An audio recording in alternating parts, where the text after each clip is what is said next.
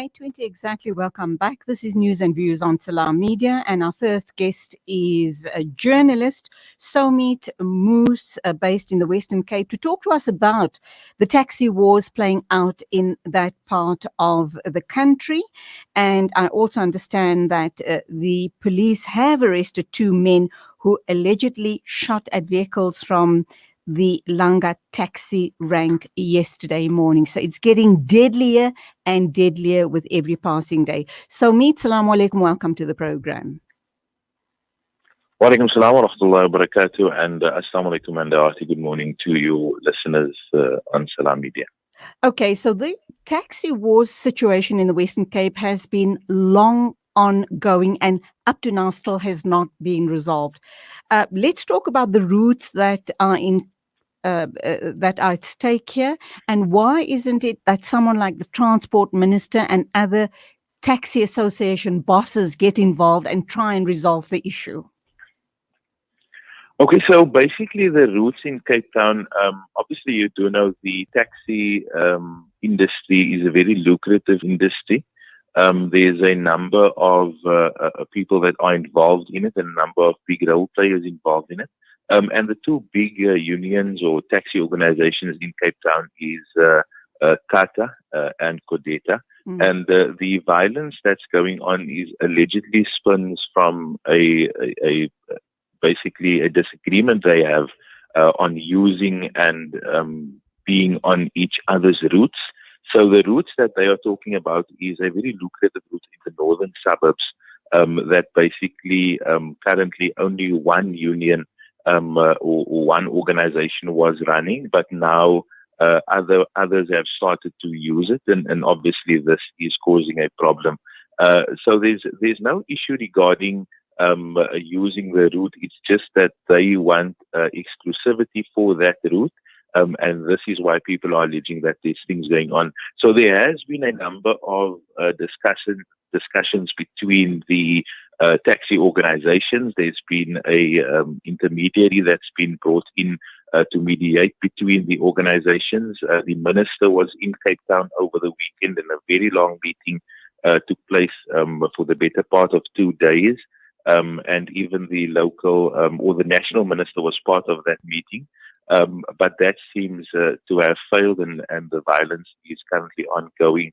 And the latest is that there's a deadlock in this meeting, and this meeting has then the negotiations that they tried to bring to the table has fallen through. It's overspilling, and even bus operators are being now attacked. Why is that? So the bus operators, the commuter has no options. In the Western Cape and nationally, we do know that train services and the train infrastructure has been under severe threat. There's copper theft going on. There's not a lot of stations that's operating fully. In the Western Cape, there's no difference. And the buses and the taxis have taken that load off, or the people that used to use the trains are now forced to use the buses and taxis. The taxis have now stopped operating on a number of routes because they have issues. People are fearful of using it because they can get caught in that crossfire. Passengers have already been killed. Now, the obvious thing is that the commuter doesn't care. The commuter needs to go from point A to point B. The commuter then uses the bus, which means the taxis, irrespective of them now not operating, commuters are still getting around, even though it takes a bit longer. The buses are a bit fuller, the roads are it's a bit slower for the commuter to go from point A to point B, but the commuter uses the bus. So the next best thing, if police and investigators are alleging that they are now disabling the bus service to put pressure on authorities and pressure on other organizations to make sure that the taxis get what they want from the negotiation. And that's basically why the buses are attacked. The saddest part is that now the buses are stopped from operating, and there are people who just have a clip card. We know the economic structure or the economic turmoil that we have in the country. Yesterday was a very sad thing to be out at the terminus in the CBD, and there's a woman there, and she says, "Look, I only have a bus clip card. I don't have 46 Rand because that's what a taxi would cost me to go home." I can't go home because the buses have now stopped operating. And this is a regular bus operator who's now also or bus user who's affected by the shortage of buses that we see over the last 24 hours across the Cape Town area. So once again, it's the poorest of the poor and the working class that get caught up and suffer the most. In your opinion, and as I had indicated in the opening of the interview, this has been a long, ongoing war, taxi war going on in that part of the world. Do you see resolution at the end of the tunnel? Look, to place matters in perspective, the taxi industry is a very big and it's a very powerful industry. We've seen with the riots that's gone on, the kind of clout that Santaco brought to the table to stop riots and assist the police and assist communities. The taxi industry is a massive industry. Whether we like it or not, it's part of our economy, and people need to make it work, and there needs to be some discipline there. The sad part is that those people that use it because out of desperation, not because they want to. Nobody wants to sit 16 people piled up in a little car and travel for an hour in the peak hour traffic. But they are forced to do it because the train services are in shambles and the buses are just overloaded. And in some cases, the times and the routes the buses operate doesn't cover where the taxis go. And the taxi organizations know this.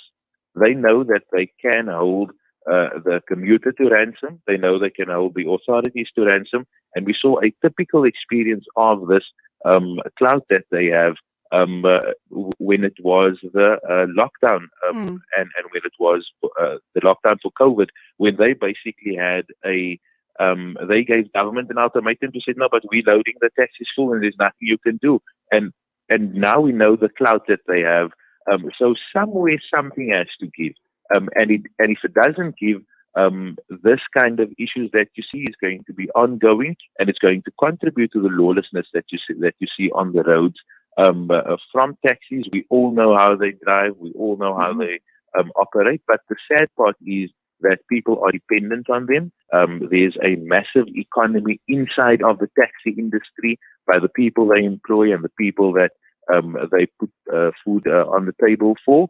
But those people, unfortunately, are the ones that are going to have to turn and say, look, we need to do something. The outside pressure, government pressure is not going to do anything to change the taxi industry. And that's just my opinion as an observer, as someone who previously had to use taxis, as someone who knows people who own taxis and who drive taxis. That's my opinion. And that's where we leave it. Just hope and pray that common sense prevails, inshallah, and the situation does eventually get resolved. Sawmiet Moos, journalist from the Western Cape, talking to us about the taxi violence in the Western Cape. It is exactly 8:29 a.m. What makes Randery Jewelers the optimum place for your memorable gift? Is it our range of exclusive